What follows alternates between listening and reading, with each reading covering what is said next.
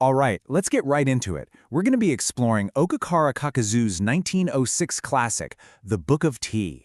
And the whole idea behind it is pretty incredible, really.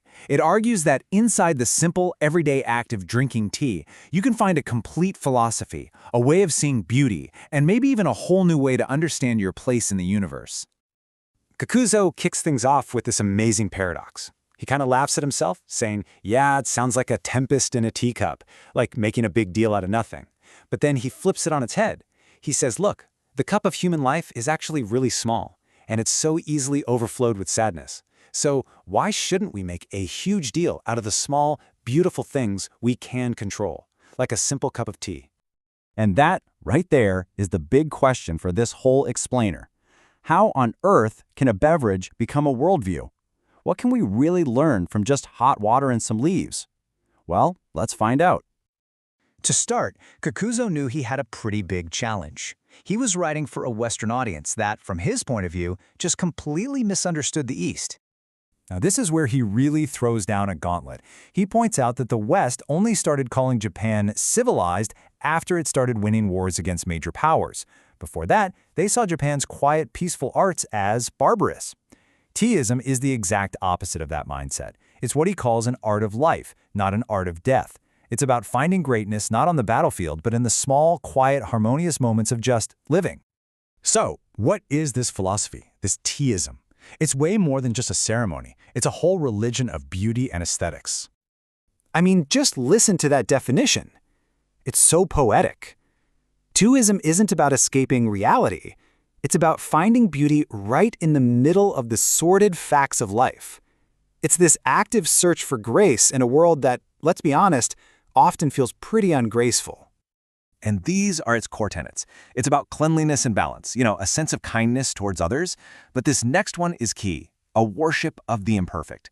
See, teaism isn't chasing some flawless, perfect ideal that you can never reach. Instead, it finds beauty in things just as they are, flaws and all. It's a gentle, humble way of trying to create something beautiful and achievable when life itself feels so overwhelming and impossible. And this is a crucial point. This goes way beyond just, appreciating pretty things. Kakuzo calls it moral geometry. What he means is that by focusing on something small, simplicity, harmony in a single teacup, you're actually learning how to find your own sense of scale against the vastness of the entire universe. It teaches you how to relate to everything around you. Okay, but where did all this come from? To really get teaism, you have to look at its roots. Kakuzo says that at its core, teaism was Taoism in disguise, with a big dose of Zen Buddhism mixed in. Let's use this famous story to see what he means. So, picture this. 3 great thinkers dip their fingers into a vat of vinegar, which represents life itself. First up is Confucius. He tastes it, and his face puckers up. To him, life is sour. The world has gone off track from the old ways, and it needs strict rules and rituals to make it right again. Next is Buddha. He tastes the vinegar of life and declares it bitter. From his point of view, life is just filled with suffering, pain, and attachments, a cycle of misery that we have to try to escape. And finally, we have Lao Tse, the Taoist. He tastes the vinegar, and he smiles. He says it's sweet. But why? Because the Taoist accepts the world exactly as it is. Life itself isn't fundamentally sour or bitter. It's our judgments and our fighting against it that makes it feel that way. And that acceptance, that is the foundation of Taoism. So this story just perfectly captures the huge difference in thinking, right? Confucianism is all about the community, strict rules, and fixed ideas of right and wrong. But Taoism and Zen are much more individualistic. They believe truth is relative and that you can find profound beauty in the most mundane, everyday things. This way of thinking was the perfect soil for a philosophy like teaism to grow in. Okay, so we've talked about the big ideas, but how does this philosophy actually show up in the real world?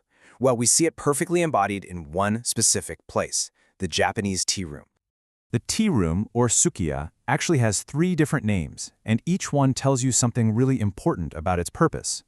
It's the abode of fancy, because it's meant to be a temporary, fleeting space, built for just one poetic moment. It's the abode of vacancy, because it's intentionally empty, with no clutter at all. And it's the abode of the unsymmetrical, because it celebrates natural, imperfect beauty over some kind of rigid, perfect design. And that idea, that abode of vacancy, it comes straight from Lao Tse.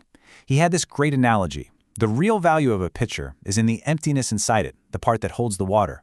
And it's the same for a room. Its reality, its potential, lies in that empty space.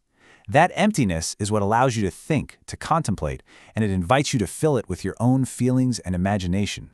So just getting into the tea room is a whole ritual designed to disconnect you from the busy outside world.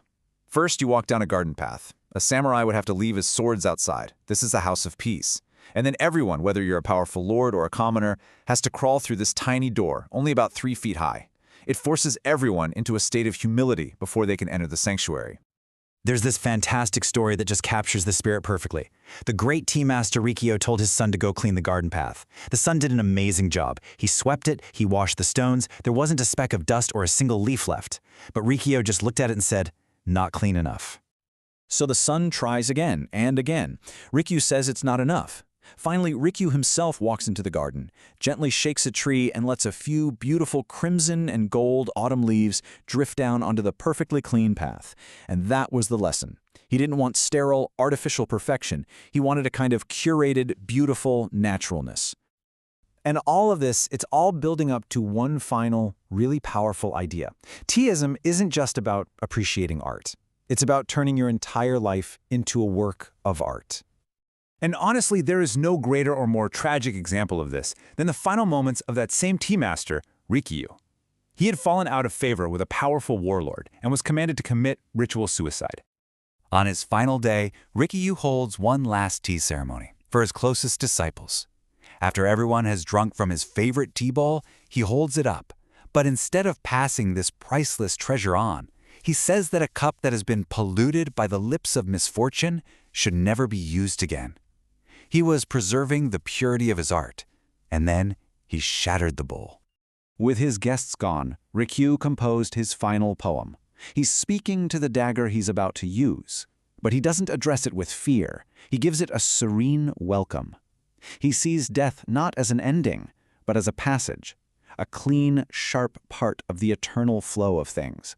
In doing so, he made his own death as deliberate, as refined, and as beautiful as he had made his life.